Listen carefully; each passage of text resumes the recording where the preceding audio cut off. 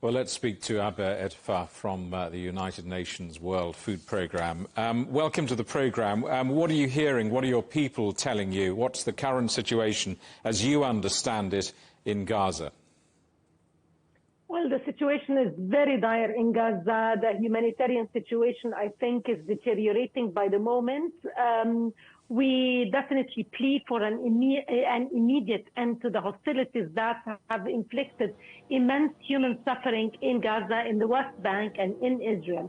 Definitely, the food security situation is deteriorating very fast, and Gaza is running out of food. The food stocks are running very low. The conflict has disrupted food production, distribution networks in Gaza, and with the borders closed, we don't have any way to replenish either the commercial supplies of food inside Gaza or our own stocks of food commodities in our warehouses in Gaza. So realistically, what are you going to try and do? What is your ambition here? You're going to be frustrated by the fact that you can't get any supplies in, can you? Well, the World Food Programme has already launched an emergency operation to provide the vital food assistance to over 800,000 people in Gaza and the West Bank, who, of course, lack access to food, water, and basic humanitarian supplies. We've already started the distribution of fresh bread, canned food, and ready-to-eat meals to around 137,000 people together with UNRWA.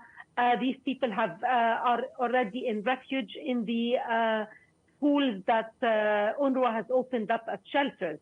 But the reality is that the food stocks that we have in country are only enough for 44,000 people. So if we don't replenish these food stocks, our operations will come to a halt. We will not be able to provide the assistance to the 800,000 people. So two things we need is the ability to access these areas inside Gaza, to be able to replenish our stocks, and the funding that would allow us to, quickly procure more food that we can use in the next few days. Well, the rest of the world is looking on in horror at this conflict. What do you want the world to do to help you? I think it's the important thing is I think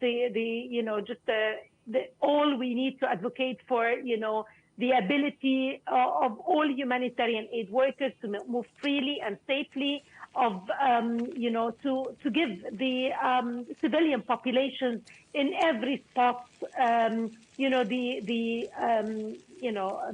ability to breathe and to pause a little bit in the middle of this intense fighting. And of course, if you can donate to the World Food Programme, we need $17 million in the next 4 weeks. Abeer Etefa from the United Nations World Food Programme, thank you very much. Thank you.